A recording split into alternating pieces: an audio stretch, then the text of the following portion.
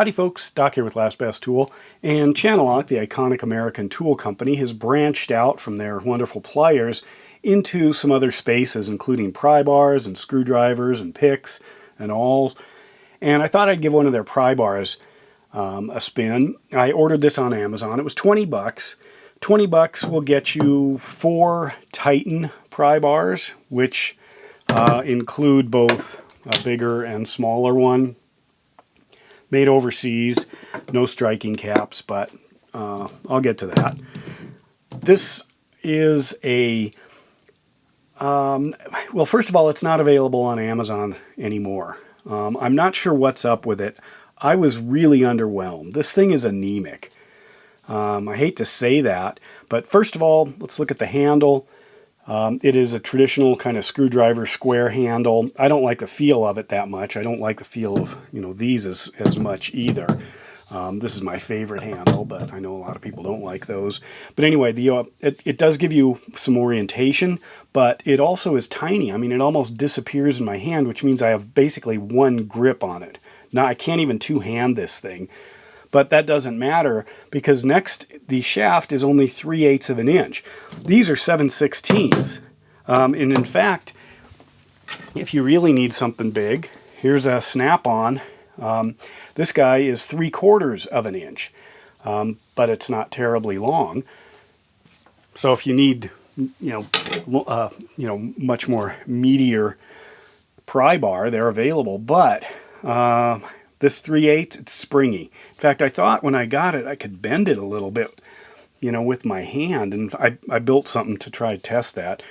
So it's got a tiny handle, hard plastic, square, tiny 3/8 inch shaft. And then if you look at this, the finish work up at the front end is not that great. If you can see that, there is a big burr across it. A lot of these pry bars come shaving sharp from the factory. In fact, they come with covers over them. Here's one fairly good from Snap-on. You can see the finish work there. Even this Titan, and this is one of 4. You can see this one's been used a little bit. Let me do this. I have not used this 24-inch one yet. I was going to do a video on these, comparing it, the price. So I just pulled the cap off. First time. Let's compare that. You can see the black oxide all the way. A little bit of a burr on the front end because they did dress it going back, but that's still pretty sharp compared to this thing. That is truly dull. Need to bust those off. But anyway, so I didn't like the front end. It's also fairly tiny if you compare it to others. Now, yes, these are 18s, and this Channellock's a 17, but that's a huge difference in the front end. Maybe because they couldn't get a big enough, with that 3/8 steel, they just couldn't get a big enough or wide enough, strong enough end on it. I don't know. But anyway, price-wise, I said this was 20 bucks. You can get a set of 4 Titans for the same price. A Snap-on, on the other hand, this is $71.50 is what one of these costs if you were to buy it off the truck at full retail. The Snap-ons, yes, they have a warranty. I have warrantied out the old black handles. I have broken those on like the 12 and the 18-inch pry bars, and no problem whatsoever. Lifetime warranty is a good thing, I think, especially on striking tools. However, not if that tool underperforms. So what I've done here is created kind of a little testing apparatus. It's just simply a board with a little clamp. So I can take my pry bar, wedge it in here, and then see what the deflection is like. For measuring that, I've got a little Diablo blade here. I'm going to put it right on, slide that out right over the blade, so you can see here. It'll allow me to kind of check the deformation. I've got a drill bit here, so you can see as I slide that in.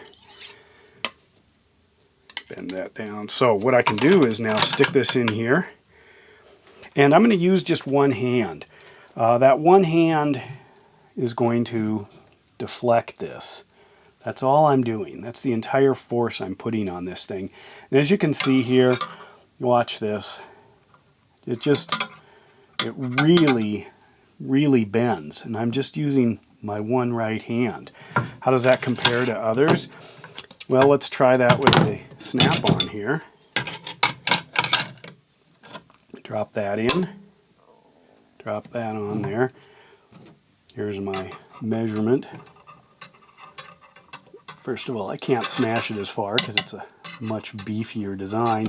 Now, there are some people that want a really springy pry bar. They think it's a little safer to have the tool deform rather than snap.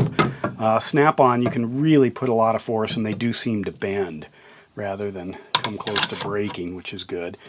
Here's the Titan. Throw on my testing apparatus again, and let's see what this one does. So here's my mark. A little more than the snap-on, but considerably less. Refresh your memory here. Compared to this. I mean, just look at that. This is really spongy. That is, to me, a fairly large disappointment. So I was underwhelmed by Channellock's entry into the pry bars, and I was disappointed. For $20, I mean, for an American-made tool, you know what? I'd rather pay more and have a better tool. I'm not sure what you're going to do with a springy, kind of low-power 17-inch pry bar. I mean, just look at that. Look at the difference here. It is so much smaller. It's shorter, yes, by an inch, but look at where that inch is. It's an inch and a half in the handle. You know, that's crazy. But anyway, I just thought I'd bring this to your attention. If you've got any experience with the Channellock pry bars or any of their other brand new tools, plastic handled tools, I'd be curious. I'm going to explore a few more of them. But so far, I was underwhelmed. And with that, Doc out.